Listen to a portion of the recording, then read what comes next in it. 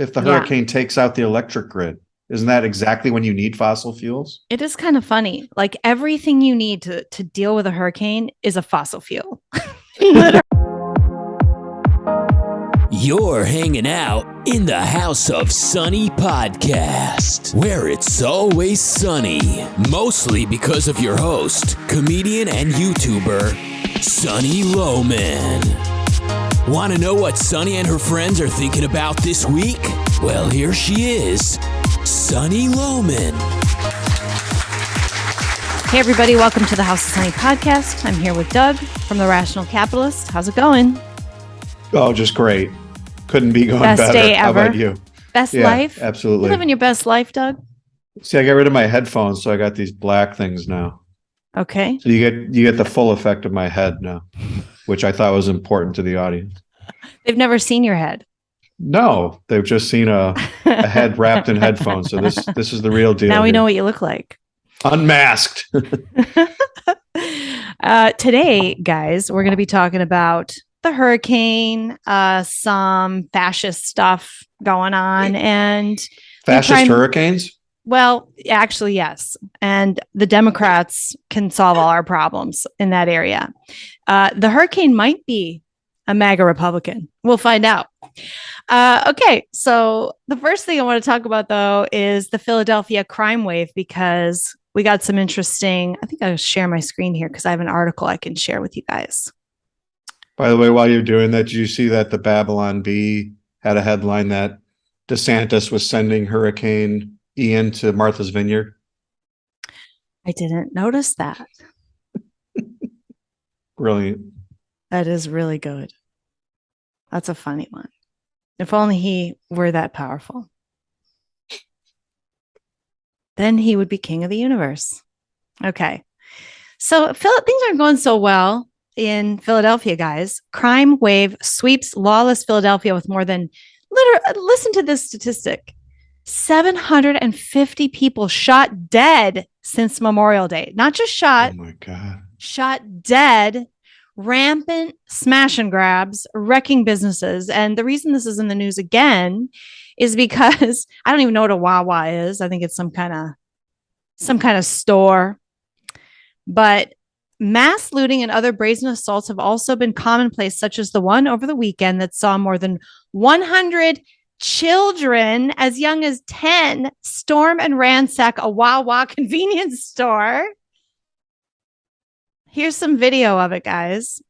They just stream in and just grab whatever, right? I mean, no one can do anything to. It's like a flash mob. That's like a thing, the flash mob theft. Watch that. It's kids. Why would you own a store there? Right? Just close them all down, everybody.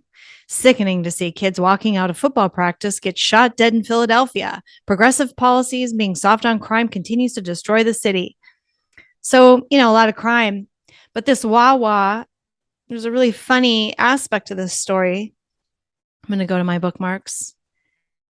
While this was happening, this woman's like, am I still going to get my sandwich? Come on. Listen to this. I can't hear it. I don't know if you could hear that. I couldn't hear it. Let's play it again. Why isn't it playing? She goes, am I still going to get my sandwich? And the employee goes, I think it's going to be a while. This woman is in the middle of a mass robbery and she's worried about her turkey sand. She just wants her sandwich, Doug. Can you blame her? No, I mean, she's prioritizing. This is such like a normal thing in Philly, I guess, that they can't, she's just not hiding. She's not running. Of course a mob is ransacking the store. It doesn't mean I don't want my sandwich. It's like the fires, the BLM fires, and the reporters just like mostly peaceful protests. Like, that's what it feels like. This woman is standing there worried about her sandwich. Is she going to get her sandwich? Mostly peaceful ransacking. Just make the sandwich and move on with life. Anyway, I couldn't believe that's so great. It's right there as like a video of our times. We're all sort of sleepwalking through this ransacking and this like incredible stuff happening. I love the idea that the like stores will just be there. We'll just always have stores. We just got to ransack them, get our sandwiches, and we'll move on. Yeah, no consequences. No, They it's don't even fine. think beyond the next week. I mean, you know, I guess, right? They could end up going to prison. They probably know they won't, but it's possible that people could end up going to prison for going into that store and stealing. But whatever, I got my bag of Cheetos. I mean, was it worth a bag of Cheetos? Everybody that got something there, there's like 100 people. They all walked out with $10.59 worth of goods. You know what I mean? Like every person who participated in that got jack shit. And the consequence is going to be that they don't have a store anymore in their neighborhood at all. And you can just tell by the attitude of the people walking in. It's not like these people are destitute or something. This is just a bunch of kids that can get away with it. It's like, Yeah. hey, we can get away with it. Let's just do it. Yeah. Isn't that weird? This is the Yeah, first time it's that nihilism. I've ever seen this. I mean, I'm not young. I grew up in a bad neighborhood, actually, with a lot of theft and shoplifting and stuff. This is so new. This kind of like, it's like raiders, only they don't even have to have guns. They just walk in and take stuff. Yeah, There's no resistance. there's no resistance. That's the thing, is there's no consequence. And this is right. Like the Philly DA was a George Soros guy. He's totally wrecked that city. This is Right. going on everywhere. This is There's a going on guy in named- every city with one of these Soros DAs. It seems like a city that doesn't have a Soros DA, you're not really hearing this stuff. It's all because of their policies, and everybody knows what the policy is. And by the way, the guy that's running for governor there, his name's Doug Mastriano. He ran an ad that just dropped today. If you want me to find it, I probably could. Yeah, find it. It is awesome. Oh, really? So this is Yeah. a Republican? I'll email it to you while we're talking. Yeah, he's I pull it up on I just Google it, Doug Mastriano, an American far right politician. He's Yes. far right. Well, of Because course. a retired military officer who served in the Pennsylvania Senate. So, because he's tough on crime, he's like Listen, a military far right police. is mild because MAGA Republicans are fascists trying to take down democracy and are enemies of our country. So just far right is nothing anymore. In fact, I would prefer being called a white supremacist to a MAGA Republican at this point. They just keep escalating, Yeah, the terms mean nothing anymore. Okay, so the next thing I wanted to discuss is the hurricane. Serious business, guys. The Democrats think they have a solution to that. Let me share my screen. Or, and so also some advice for people about to get hit by a hurricane. So Here's good. Biden on what to do. I can't hear it. Can you hear it? Really? Did you enable your sound? Maybe I forgot to do that. Oh, darn it. I didn't. Thank you. Sharing my sound now this time. Let me be clear. If you're in a state where hurricanes often strike, like Florida or the Gulf Coast or into Texas, a vital part of preparing for hurricane season is to get vaccinated now. Everything is more complicated if you're not vaccinated and a hurricane or a natural disaster hits.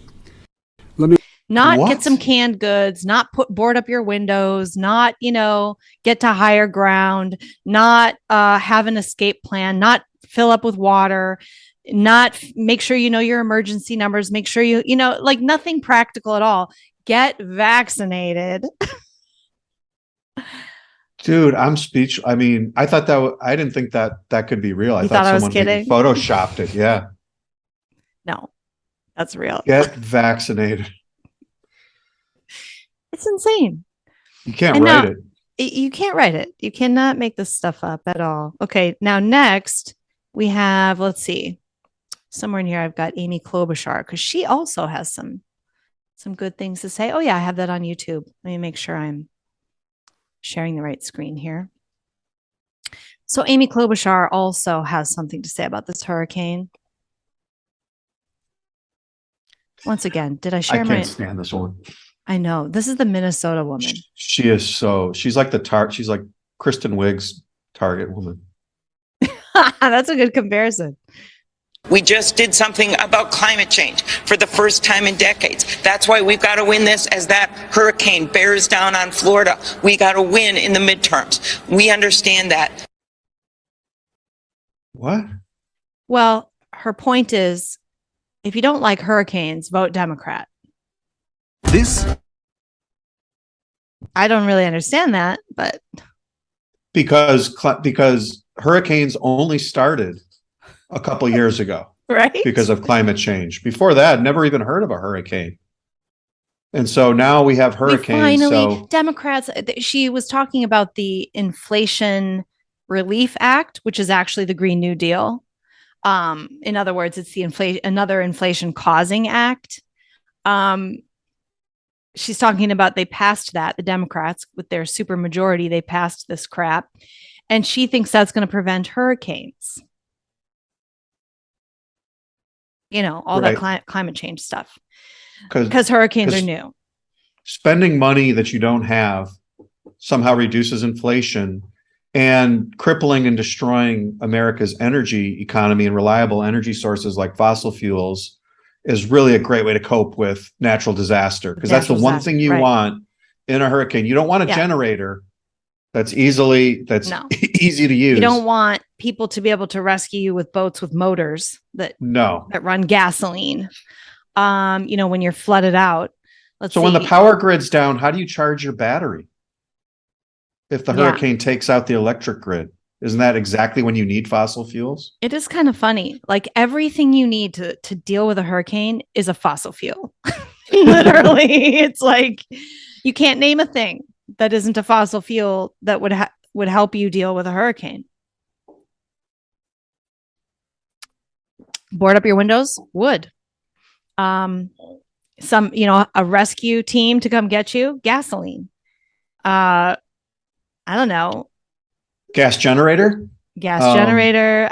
Your gas station's down, so you need gas in your car because you can't charge your battery. Going higher ground, get in your car. It's crazy. It's crazy. I wanted to talk about disaster relief in general, because we just sent a bunch of money to Puerto Rico and for their hurricane. And at the time I'm thinking Puerto Rico, just another place where Dems can like launder money because it's more corrupt. There's less clear about what's going on there. And they pour all this money into the state and then it just kind of disappears. And that happened in Haiti. It's their pattern everywhere. Ukraine obviously is, and Taiwan, Nancy Pelosi's son got nailed recently for doing all these deals while they were over there, risking a World War III to fly in and do some corrupt family deals. And this is what disaster relief in Puerto Rico is. And I'm sure this is also what goes on in the country, state by state. So New Orleans, I think it was shown after Hurricane Katrina, there was all this corruption. And in fact, the mayor got nailed for being a part of that. And it takes years to find out. And, Hillary's thing, well, what difference at this point does it make? It's kind of true. They do the crime now and they worry about it later. And by then sentiment's over. No one's paying attention. No one's outraged. And so they get away with stuff. So I think I feel like in addition to the arts, this is an area that I feel like we could really hit and eliminate disaster relief.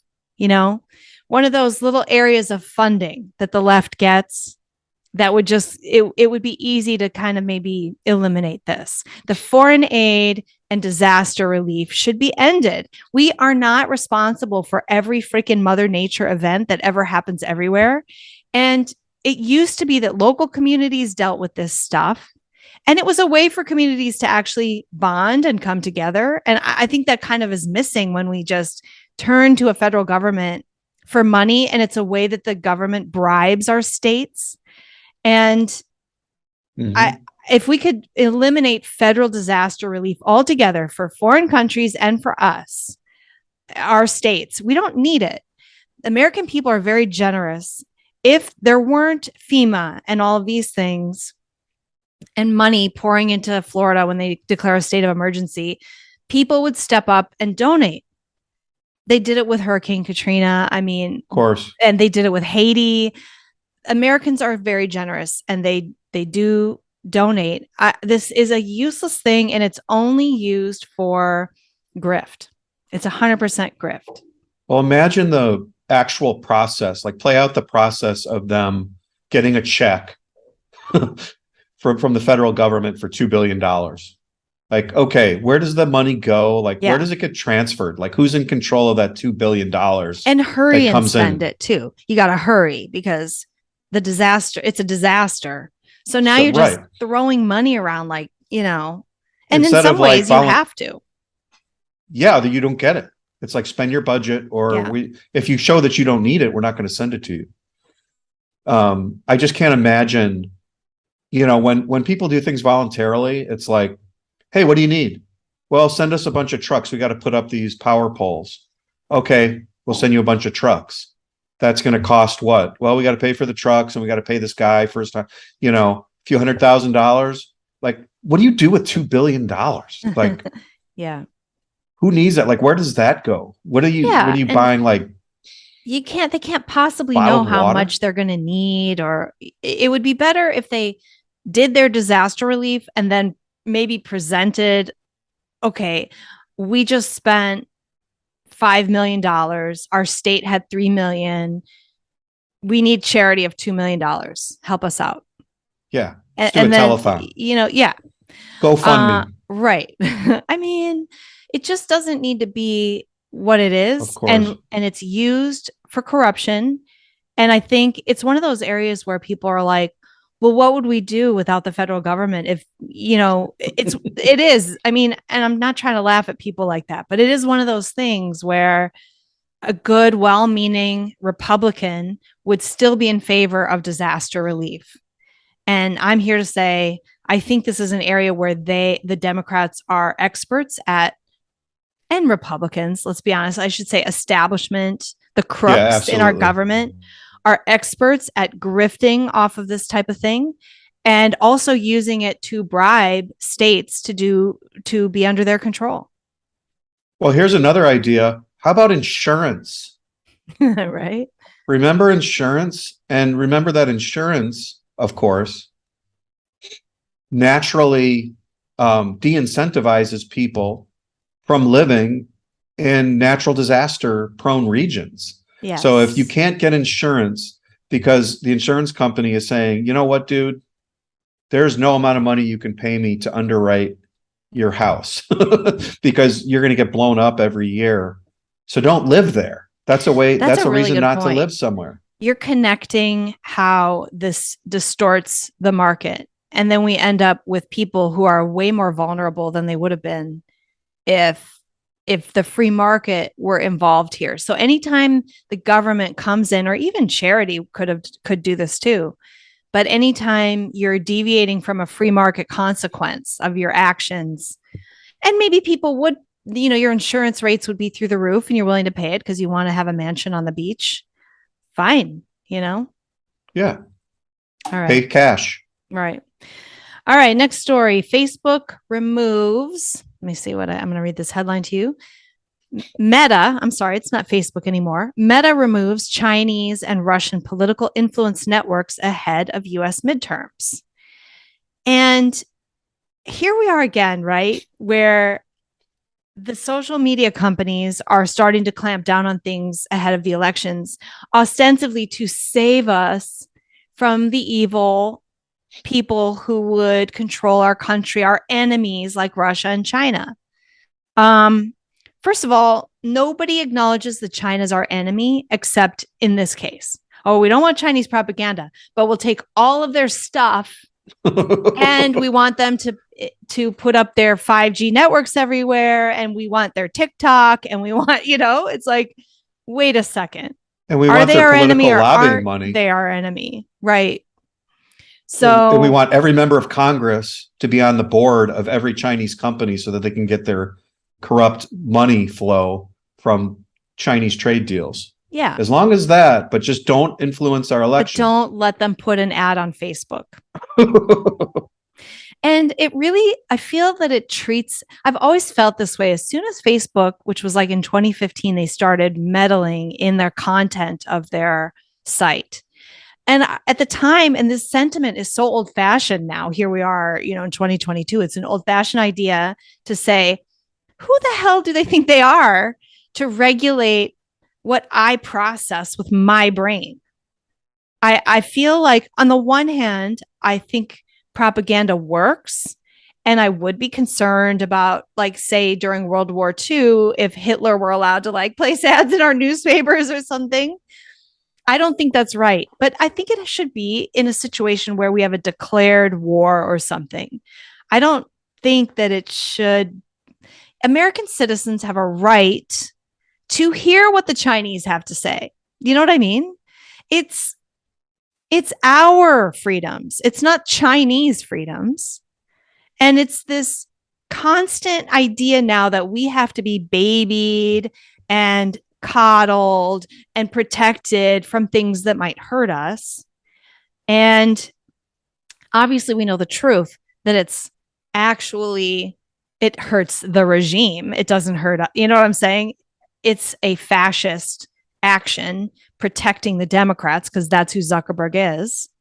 But I think they sell it to us. We're not up in arms because they say to us, well, but look, I mean, why should the Chinese be allowed to propagandize American citizens? Well, if that's the case, let's actually declare them an enemy and do something about it, Yeah, someone is so dangerous that their mere words impinging on our skulls could wreak havoc on our sacred democracy. But let's do $1 trillion of business with them because they're fine. Yeah, but my daughter really needs that plastic pink bullshit this week that she didn't get last week. Yeah, last week's was purple. We need a pink one this week. I mean, it's just that is allowed, that we're pouring billions, trillions at the Chinese, but we have to be protected from their ideas. Honestly, I mean, I think in some ways we do need to declare China as not necessarily like at war, but as some sort of enemy. We need to start worrying about their influence and trading with them less. Americans need to be aware of what they're doing and what's going on. If the media would just cover it. But Facebook, if the media were more honest, we wouldn't need people managing information for us. And I don't trust Facebook because they're the media. So they get away with it by saying it's good for us, but it's not good for us. And human beings can make up their own minds. Well, also, this is really a red herring because remember, they're going to declare everything on the right to be Russian disinformation at some point. I mean, this is well, they've already done that. I mean, they've already done that. But what I mean is, like, by constantly putting this idea of disinformation as being dangerous, they want you constantly underscore and emphasize that narrative that information is dangerous. Yeah. And the wrong ideas are dangerous. Yeah. China and Russia. And then it's a quick little jump and a quick little dot to connect to say, well, also the Republicans are dangerous too. We got to shut them down. Anyone that disagrees with Fauci is dangerous. Well, but they're already doing that. And I think that was my next point, is that meanwhile, the US is the worst propagandist. So like, I'm supposed to be afraid of China when the CDC is making Facebook or working with Facebook to cancel, and YouTube to cancel anyone that might say anything different than what fucking Tedros, whatever the hell his name is, at the WHO wants to say to me via Bill Gates. Like, I'm supposed to be worried about China. And remember in 2016 when the Russian ads, and of all of their resources, it was like $100,000 on Facebook, which is nothing. And it was like those weird ads that wouldn't convince anybody it's like of anything. Jesus bodybuilding, just arm wrestling with somebody. I mean, it was so stupid. I'm supposed to be afraid of these ridiculous ads, that this is what's going to like ruin our society. It was like Jesus arm wrestling Satan or something. It was all a ruse. It was a lie. There was no mass Russian. It was all to sell the idea that Trump had stolen the election with Russian help. Stolen it in the sense that he had used Russian propaganda to convince Americans to vote for him, because otherwise nobody would have voted for him if it wasn't for the Russians. Yeah, 75 million people all on And it was Facebook. to sell this idea that Russia was meddling in our elections, and therefore Trump was illegitimate. So remember, that was the reason they said we had to take down all these Facebook ads. But those ads were not at all like any kind of reasonable. They weren't decent propaganda at all. Who the hell knows where those came from? And instead, we are bombarded with United States propaganda endlessly and everywhere. So I'm over it. It's bullshit. They're not protecting us, and they're all part of the same club. And so that's my next point too, because YouTube just removed Russell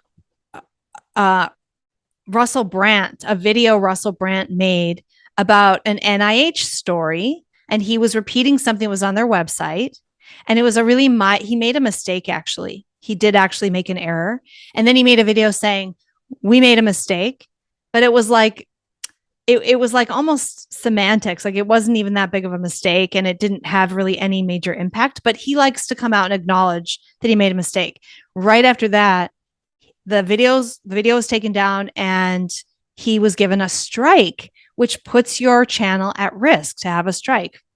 It's a forever strike, and you only get 3, and he has 6 million viewers. So the YouTube was protecting what NIH is saying. And then Russell Brand did a video now saying, well, why is it me that got a strike? Meanwhile, I can go over to MSNBC's channel, and they have all this stuff on there that's now totally disproven about the vaccines and stuff, about, their effectiveness. And all those videos are still up, and there's no strike on MSNBC. Are they going to eliminate MSNBC's channel when they have repeated things that are now clearly wrong? Made a really good point there, that it's all being pushed at people who are independent, who aren't part of literally the fascist government and media. So I know we all know this, but I think it is good that he makes a video and brings up these points, because he does show very clearly, like, this is Rachel Maddow saying that the vaccines will stop the spread, and that if you get vaccinated, you cannot spread it. You cannot get it or spread it. And now we know that's not true. Like, nobody's doubting that that's not true. And that video is still up, and they don't have a strike, because nobody's going to take down MSNBC, because it's part of the club. And of course, they're always doing exactly what they accuse everybody else of doing. So, as soon as they say propaganda and disinformation, that's exactly like what their entire regime is based on. Yeah. Without that, they would die. If they didn't control the media and they didn't control social media, the reason they're controlling social media is because they know that if we all find out what's going on, it's over. So in fact, that's like the mission of the regime is control, disinformation, and propaganda. Yeah. That's like their job. So Russell Brand is moving to Rumble. So that's kind of interesting. Yeah. That's good. Meanwhile, by the way, let's not forget that through a FOIA or something, there are now, or it was Alexander Berenson that proved that the government basically sent an email to Twitter and said, take down this guy's account. And they said, on it. Yep. They didn't even question it. And that is a violation of First Amendment rights. And it's proof that the government is, we needed this. We knew this. And there's been endless proof. But if idiots out there need more proof, here's another piece of proof that shows that the government is telling the social media companies who to take down and when. And I don't know how many more examples of this you need to see to know that we live in a fascist country. We live in a fascist country.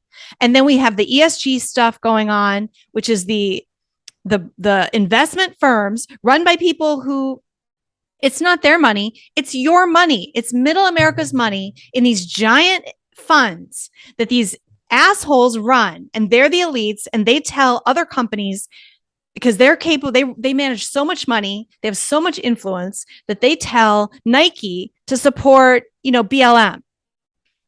And they have to do it in order to get the money that they need to be the market dominant company that they are. This is like BlackRock, like Larry Fink. Yeah. They manage over $1 trillion. It's not like he earned that money. That money is a fund he manages. He has a job. He is an employee. Yeah, but he's part of the elite. And every pension fund now has ESG requirements. So if you're like the Harvard endowment or whatever, and you can't invest in something unless it has a certain ESG score. Exactly. And so, and of course, what that's doing is not only depriving people of return, it's starving it's starving legitimate businesses that we need to fuel our civilization of capital. And you wonder, we have an energy crisis. Why there's a sea of BLM support among the corporations and a sea of pride flags among, like, everybody's got this monolith opinion. This is why. It's ESG. It's the ESG score coming from the large investment firms that manage the money of you and me.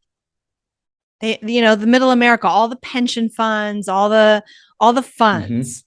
So I don't know. That's got to get, everybody needs to become aware that that's happening. But this is my point, is that we are living in a fascist country. These corporations are not independent actors.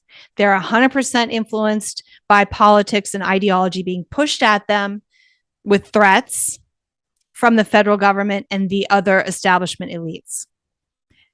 And maybe even from like the WEF and things like that. And all these people go to Davos and we go, they're just over there, having fun together. They're not actually plotting to do anything to they're not coordinating and doing anything. That's a conspiracy theory. What are they doing over there together then for a week? Oh, they're just hanging out, eating, schnitzel. Please. Do you like schnitzel? I don't even know what schnitzel is. I don't even know what it is either. It's like some sort of sausage or something. I should have said spätzle. I know what that is and I like it. Okay. Yeah. But by the way, real quick on this too, is just there's another subtle thing is like Harvard, right? Yale, they have $50 billion endowments. And these are the same universities that are pushing for student aid forgiveness. Like, how about you spend your $50 billion on scholarships if you want to do that? So student aid, student loans, which are underwritten by the federal government and guaranteed by the federal government. So that helps those universities increase the size of their profitability and their endowments, as well as pension funds, like public pension funds, like the California Teachers Association, which is a huge pension fund. Like, where do they get their money? Well, that's tax money from from the state government. All the state unions that have pension funds for state workers. Right. That money gets plowed into pension funds, which is then under ESG, environmental social governance, which then influences how they invest. So you've got this like circle of taxation to fund enterprises and activities, which, then money gets reinvested in corporations, which then gets taxed. And like you said, it's a fascist nexus, and it's impossible to entangle it. They're doing it with our money. They're doing all of this with our money. And but they're all, they're all in league. It's fascist. We do not live in a free country. I just cannot say this enough right now. The signs are everywhere. Yes, I can still say this, but for how much longer am I going to be allowed to say something like that? Definitely my life is controlled right now. That, why I can say that? Because they don't give a shit about me. But they care that Russell Brand said something like that, and they just took down his video. And now Rumble has picked up this slack. But how long is Rumble going to be allowed to exist? I mean, it's again, like, you can go build your audience over there. But remember how they took down Parler when they felt like that was getting too big. Oh, build your own social media company, they kept saying. Well, somebody did. And when Trump got kicked off Twitter, Parler exploded. And within a couple of days, they were literally crushed by being deplatformed and canceled themselves. And they went after even their servers. So you don't like get away with it. As long as they're in power, we're not going to get away with it. Oh, we'll just go to Rumble. Oh, it's exciting. Well, a year from now, Rumble will be gone. In fact, they might hit it before the midterms. We don't know. There's many ways that they can go after Rumble. Especially with central bank currencies. If they do go to digital currencies, they can just all the banks like MasterCard and Visa. Them. Yeah, they just debank them. And they've already debanking people. PayPal, MasterCard. The only group I have not heard of debanking anyone is American Express. Citibank debanks. And then you had the situation where Trudeau ordered the banks to debank people and they had to do it. Mm-hmm. So it wasn't even like the companies are corrupt in that case, except that they had to act or under threat of Trudeau. His regime. Federal bank regulators regulate national banks. So if they tell you can't do transactions for gun manufacturers or for anyone that, thwarts the narrative, then you're going to shut it down. Okay.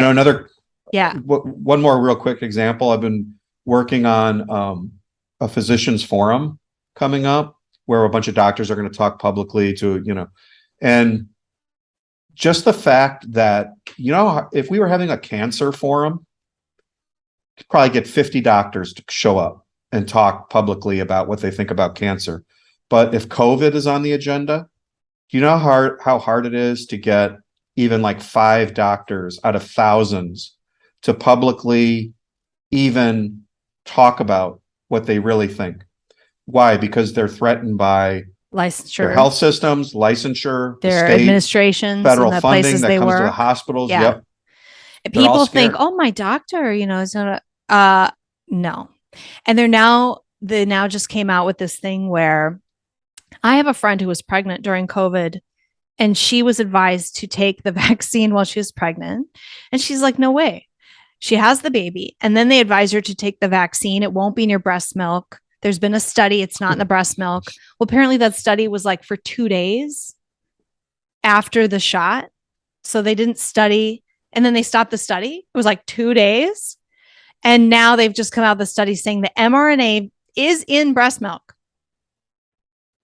I mean, these doctors pushing this shit. It's unbelievably. I still feel like I don't forgive them. Their job, their one job, that one oath, they are special. They're not. It's kind of like teachers allowing some of the stuff they're allowing. Their one job is to protect children and teach them math, reading, science, history. And they're allowing this communist corruption into the schools and the sex stuff, especially the sex stuff. And they're out marching so that they can sexualize the children. It's like, what? You have one job. And when that happens, I feel like those are the people I hate the most. Doctors who won't stand up for the health of the people they take care of. I mean, if you can't do it, quit, at least don't do it actively. Yeah. It's really disappointing that there's so few doctors with any kind of courage at all. It's one of the reasons why I really like the guy running for governor in Minnesota, he's running on the Republican against Waltz, the idiot that let them burn, the BLM burned down the city, who wouldn't call in the National Guard, if you recall.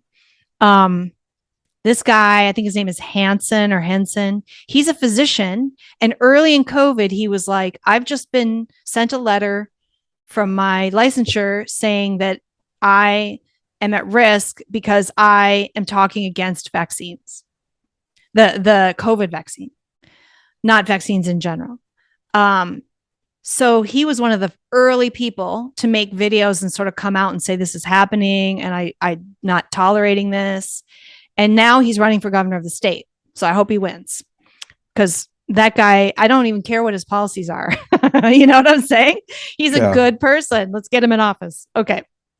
So in this discussion of fascism and what we are living under, I thought I would show you that Italy just elected a new supposedly fascist prime minister. So let's look at her. Very fascist woman, apparently. Here she is. This is just pure Now, fascism. this is a clip out of her speech, and it's in Italian. I'm going to read it. I should have just read the transcript, but I feel like she actually speaks quite powerfully as a person. I don't speak Italian, and I got chills watching her do this. I don't know if you did. She's obviously a very, very talented orator. Yes. So let's, so in that sense, if she's a bad person, she's very dangerous. Hitler supposedly had this ability, this charismatic, very, very strong speaker. And that's one of the reasons he was able to convince so many people to just jump off a cliff with him. Although we're noticing today, you don't really need that, because look at the cliffs we've jumped off for Biden, right? Anyway, here is Giorgia Meloni. They call her Mother Meloni, which is another kind of creepy thing. But anyway, let me unmute this. I'm going to read this. This is about what we are doing here today. Why is the family an enemy? Why is the family so frightening? There is a single answer to all these questions. Because it defines us, because it is our identity. Because everything that defines us is an enemy. For those who would like us to no longer have an identity and to simply be perfect consumer slaves. And so they attack national identity, they attack religious identity, they attack gender identity, they attack family identity. I can't define myself as Italian, Christian, woman, mother. No. I must be citizen X, gender X, parent 1, parent 2. I must be a number. Because when I am only a number, when I no longer have an identity or roots, then I am the perfect slave at the mercy of financial speculators. The perfect consumer. Pretty powerful. That's the reason why. That's why we inspire so much fear. That's why this event inspires so much fear. Because we do not want to be numbers. We will defend the value of the human being. Every single human being, because each of us has a unique genetic code that is irreplaceable. And like it or not, that is sacred. We will defend it. We will defend God, country, family. Those things that disgust people so much. We will do it to defend our freedom, because we will never be slaves and simple consumers at the mercy of financial speculators. This is our mission. This is why I came here today. Chesterton wrote more than a century ago, fires will be kindled to testify that 2 and 2 make 4. Swords will be drawn to prove that leaves are green in summer. The time has arrived. We are ready. Thank you. Freaking powerful. So that's the fascist message. I mean, here's the thing. People see that and they get distracted by non-essentials. Mother Meloni, God, nationalism. These are not the things that made Hitler murder 6 million Jews. That's not what caused that. People think if you have any identity at all, and I believe this is the progressive message, like turn everybody into you don't have an identity. You're just part of you're a cog in kind of a mass of nothingness. No nation state, no individual sovereignty, because everything is new. Everything is shorn. The roots are all shorn. Everything is brand new. You're a brand new this Soviet idea man. That if you have that you're the fascist, that if you value family, if you value heritage, tradition, your community's sort of way of doing things, your nation's way of doing things, the food you eat, the rules of law, the customs, the manners, the I don't know, the style even that leads to murdering 6 million Jews, that it causes people to then, if you're not a mass of nothing, then because you're different, then you'll look at this other person and go, they're different than me, let's kill them. There's like this weird idea that if you are a unique individual, that you will then murder everybody who's not like you, which is everybody. So it's anti-individualism, and it's weird. I mean, I'm just trying to make sense of this myself, and this is something I've just started thinking about. First, it defines fascism by non-essentials. Christianity is not necessarily fascist. For years, it was monarchist. I mean, you know what I'm saying? Fascism to me is specifically a government working with companies to control people, to have totalitarian. It's not so much communism because they're working with the heads of business. They're not running the businesses themselves the way communism did. I feel like it's 6 to 1, half dozen of the other. It's still totalitarianism, and they're still doing stupid things like, they're still wrecking supply and demand and making it impossible to have any kind of abundance. But it is technically what it is. It's the government telling companies what to do, working in concert with corporations, a revolving door between the leadership of the two, and kind of a giant oligarch made up of people from the government and people from companies. So that's fascism. It's not that she's a Christian person who cares about family. Those are the non-essentials. But people point to history and go, oh, Hitler had this German nationalism, and therefore we can't have nationalism anymore. So that's not what it was. That's not what made him murder. It was actually totalitarianism and control, Yeah, it's a false alternative. You can have pride in your country and see the value in its institutions, its history, your ancestors. You could revere your ancestors and your family and everything about your community, and want to protect that and value it. And at the same time, not want to murderously impose yourself on the rest of the world and kill other ethnic groups. And right. It has nothing to do with religion. I mean, and she's not Stalin saying was not everybody. religious. She's not saying everybody must be Christian. She's not saying she's saying we're doing this to protect our freedom. They want to turn us into nothing. They want us not to value things we value. We're not allowed to have that because they are being oppressed. It is a backlash against people telling them they can't be Christian and they can't, and well, that's one. I believe a backlash can turn into, you get Napoleon after the French Revolution. A backlash can absolutely turn into a totalitarian situation that's equally bad. But it's not necessarily going to do that. And the triggers are not that they're Christians. Do you know what I'm saying? And I feel like people get emotional. They have this emotional response to some of the style of the words being used around this woman when it does not mean she's a fascist. I frankly don't know what she's probably a moderate socialist. If European politics are what they are, she's probably a fairly left-leaning, moderate kind of person.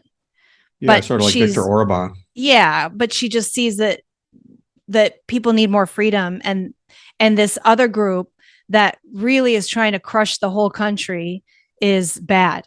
And so there needs to be a resistance against them and the things that they're trying to make us, which are, they're saying it out loud. We want you to eat bugs. We want, they want to control what we're eating. All of these food processing plants are exploding and burning up, and Bill Gates is buying land. And you don't have to be crazy to connect some dots here. And I don't know if they'll succeed or if they have the means to succeed, but they're certainly wanting to do this. And they certainly did a lot of damage during COVID. It shocked me that all of a sudden this pandemic comes out and all of the countries acted in concert. That was weird, wasn't it? Yeah. Why did all the countries do exactly the same thing? So, except for, with a few exceptions.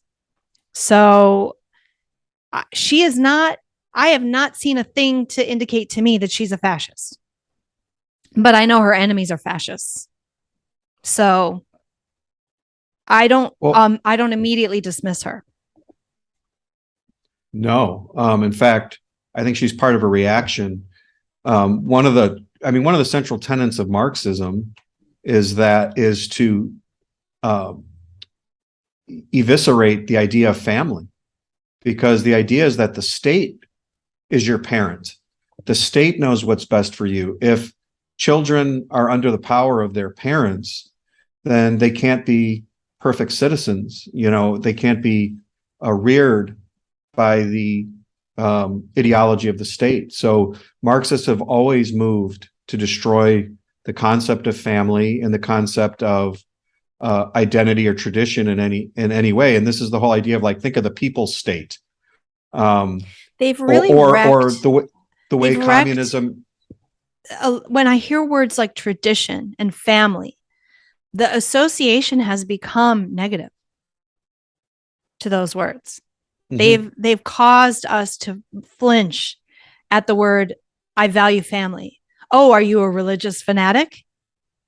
I value, I'm a human being that needs and values my family, and wants to have kids and have them flourish and have them be free in the future.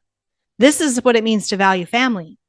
America used to be very family centric, and somehow they have wrecked these words in our brain and made us associate them with totalitarianism when they're the totalitarians.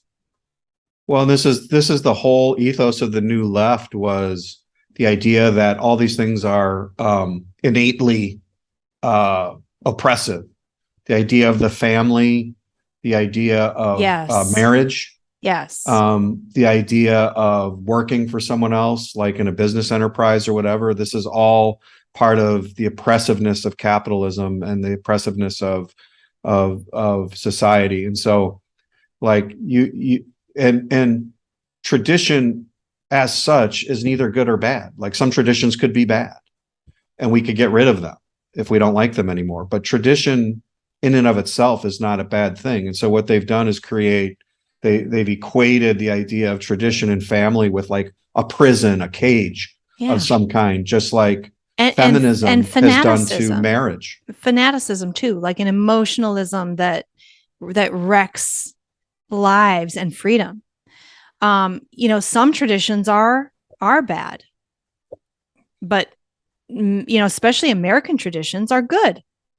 Anglo-Saxon, British traditions, these are good things. And we're not the only ones that have some good traditions. So, and I think that's what this assertion is, coming from like Meloni and Orban and these other leaders throughout the world now, is reasserting national identity, and the knee-jerk reaction of that being, like, as you said, being fascist in some way, is a total misread contextually and in essentials, because they're reacting to an attempt to make them European Union citizens. Yes. So there's no more Italy, there's no more Greece, there's no more Hungary, Scandinavia, Britain. It's just all Europe, right? You're just part of the cog. And the reason for that is, when you had Germany and France and Belgium, you had war. That's their argument. When you have people who separate themselves into groups, then you have war. And in some, this is a really difficult idea to process. I do feel like this is a definition by non-essentials. Certainly you can have war if you have balkanization, right? Look at our country. They've played identity politics with us and they've balkanized our society. And that is leading to dangerous situation, possible civil war. But that isn't really necessary. I feel like that isn't maybe the essential of why it can lead to it if other ingredients are in place. Maybe, Von Mises wrote a lot about this. There's some great stuff. Sometime we'll bring it on the podcast, but he talked about the attempt to sort of like reduce people on, like polyglot societies, so many languages and ethnicities under one rule, and how that's innately not just unstable, but it's cruel, and it doesn't work. It's volatile, because when you have different people from different backgrounds and different ethnicities all reduced under one like centralized power, like someone is the minority in that case, and someone is sort of like left out, so to speak. And it creates, like you said, it creates like a natural pressure for like civil war and balkanization. And so the solution is to allow decentralization, allow people to form nations around that's interesting. their So on the one hand, nationality. Diversity causes conflict. On the other hand, a diversity in a certain way keeps things harmonious. And you saw that like when the Soviet Union took over Eastern Europe and there was the Iron Curtain, like all of those ethnic hostilities were covered up under dictatorship. So yes, it was stable. They weren't killing each other. The Serbs and the Croats weren't like at war with one another. And as soon as like that went away, they were at war. They were at war, yeah. But and so they created their own nations and then went to war. So that's an argument against nationalism and for dictatorship, isn't it? Or do you let people just work their conflicts out? And then like in almost like a free market, it'll find an equilibrium where people learn to live as neighbors separate with their own nation. I don't know. Well, there's no perfect solution because civilization is hard. I think civilization that's right. has been fought over. I mean, Yeah. human beings have been fighting in this way, in this tribal way since Forever. forever. And it's only in the last few hundred years that like, look at Europe after World War II. There hasn't been a major war in Europe since then. And the reason is, we've sort of evolved and people don't want war. And there's tradition, there's law, and there's a culture. It's more of a culture. The law comes from the culture of people that want to be civilized and live in a civilized world. And they're also not under a monarch, or a dictator, which can just come in and say, okay, we're conscripting everyone and we're going to take over Poland. Yeah. But this is complex. It's not a simple. I think that's true. And I think this idea that there's this utopia where people won't fight. Yeah, exactly. So the question is, how do we achieve the most freedom and peace for individual people? That's the question. And I do believe in the nation state. I believe in America because you have to have boundaries. I believe not only in America, but the United States of America, where states have an identity that's their own and a people that's their own, and they can actually make a lot of decisions for themselves. Right. Which was the original federalism of the United States. That was the original founding idea. I think let the North and South be different. I'm not saying slavery, but culturally they were extremely different. And then you had groups of immigrants coming in from Europe that were very different, and they'd create enclaves, and that would cause problems.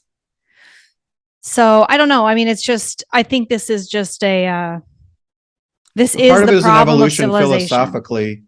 Philosophically and legally, we can evolve to a point where we can accept like different types of people and have a rule of law, but also recognize that there are sovereign boundaries of areas and that a political system has to reflect the political culture of an area. And that, as we always talk about, is decentralization. Alabama's laws should be a little bit different than California's laws. Yeah. Like, yes, we all believe in respecting the basic human rights. Right. But, with respect to like a lot of things, Alabama, Georgia, New York, Illinois, I mean, these places are different. Yeah. They have different people, and you can leave if you don't like it. That's and another that's what I was aspect thinking. of it. Like, it seems to me, instead of fighting the Civil War, they wanted to keep the Union. Instead, anti-slavery people should have been like, get the F out. We don't like what you're doing. We don't want to support it. We don't want to have easy trade with you. We don't want to have easy movement in between our states with you. You guys are immoral. We're done with you. We don't want to be together with you. We don't want to be it wasn't up to them to sort of dictate. And we ended up with that's why it wasn't amount about of deaths. Yeah. The Civil War wasn't about that. Right. at all. That's But the like, question to me is, if you don't like what they're doing, kick them out of the club, not make them be in the club in your way. Well, that was It's a actually different true. There were mentality. Northerners that did want to secede at one point, that didn't want to be with the South. I mean, there was secession talks by the North in the 1790s. Yeah.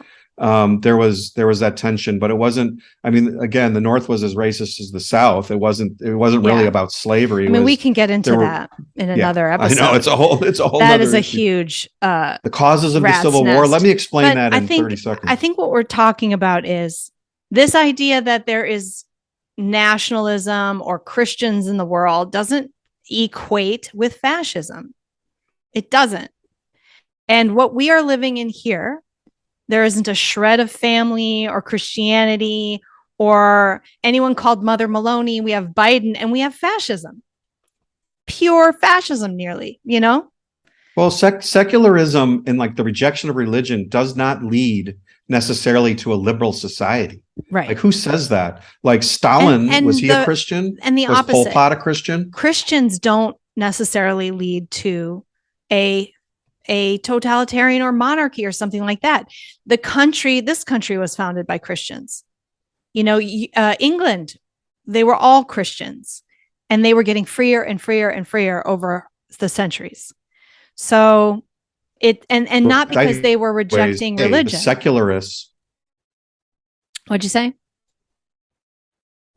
I didn't hear you. Sorry, they got frozen. I was saying that in many ways, the secularists of today who purport to be secular are more religious epistemologically than actual religious people. Epistemologically, because of the way they approach knowledge. Epistemologically, in the sense that they're literally fanatics. They're emotional fanatics for their viewpoints, whether it's environmentalism or whatever. Well, it's not just emotionalism, though. It's also the way they approach knowledge as being like received wisdom, like science is spoken, global warming is blah, blah, blah. So the way they approach science is not scientific. It's not objective. Yeah. It's a religious way of thinking. And because they're in power and they seek to impose themselves on other people, their form of religiosity, which is Marxism and wokeism, is far more dangerous than Christian religion is today, which really just seeks traditional values and real liberalism, like classic liberalism, like the freedom to be being free to pursue your own ideas and your own identity and to voluntarily cooperate with other people. Yeah. That's not what the left seeks. I just think it's hilarious that the average everyday American sees this woman speak and hears the national press say, "Oh, scared. Listen to this speech. Listen to the words Christian family. Oh my God, she's a fascist." And you're literally living. And then in the news is Facebook removes Chinese and Russian influence ads. YouTube removes Russell Brandt's channel, or his video. What do you think you live under? And then the pride flag at every corporation's flying. Like, are you sure that you are free? And this woman is the threat to your freedom? Come on. All right. So that's that. It's like that meme where, are we in a cult? Is this a cult? Are we in a cult? Or is this? Are we the right? Are we in fascism? Yeah. To me, it's so obvious we are living under some pretty bad fascism. It's getting worse. I think this woman has the right message. She's pushing back against that. And I think it is a case of what is the human identity and our needs of family. I believe that completely. I think the people who don't have that are the most miserable. And if you don't have there are exceptions, obviously, and I don't want to get into it. I think that you can create your own kind of family or whatever, but the idea that we somehow need to value the state to come and save us and pay for our stuff and help us in a pandemic, tell us what to do through this monolith of healthcare that all act in the same direction, tell us what's best for our bodies. And a lot of free market people are embracing that as some sort of norm. But then they hear a speech of this Italian woman and they freak out that she's fascist. You are focused on the wrong thing. You are focused on the wrong thing. These are the things that you are scared of in this woman are not are non-essentials. They're not fascist. And what you have around you is proof that you are living under fascism and taking direction from it. The end. Got anything to add on that? Finito. I think that's the end of finito. That's the end of our show today. If you have anything to say about that, leave us some comments. We read them all. And we like to hear from you. So we'll see you next week for another good show. Right, Doug? Grazia. Nice head, by the way. Nice seeing your head today. Thank you, everybody. Appreciate it. Hope you enjoyed the new look. All right. See you next week. It's been the demise of bad ideas, and we'll know what's right when she's done. So download this free podcast now and give perspectives you may lack. It's concise and right and achieves world peace, guaranteed all your money back. Last time, ready?